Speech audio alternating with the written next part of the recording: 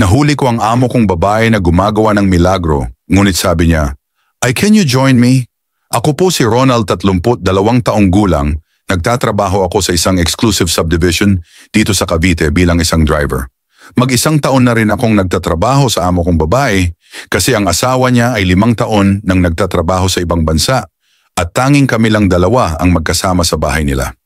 Bata pa ang amo kong babae, siguro mga nasa 28 taong gulang lang siya. Napakaputi niya, parang labanos, at talaga namang fresh na fresh ang katawan, kaya laking panghihinyang ko sa amo kong lalaki kasi hinayaan niyang mag-isa ang asawa niya dito na walang nakakatabi sa gabi.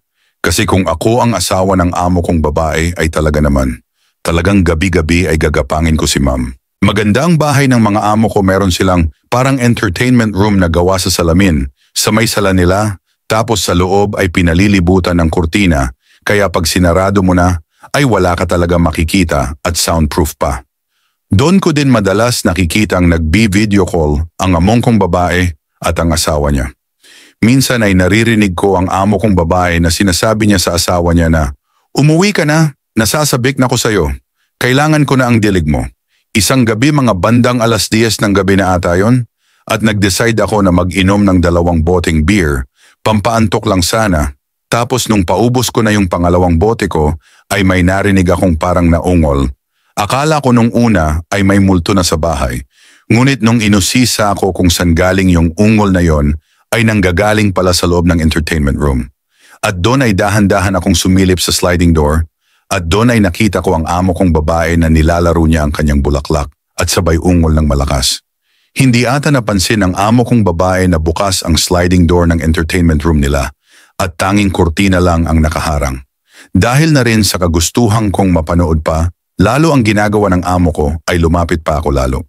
Habang nakasilip ako sa may kurtina, ay hindi ko napansin na lumalabas na pala ang kanang hita ko sa kurtina at doon ay nakita ako ng amo ko na nanonood. Nagtanong ang amo ko kung sino yan.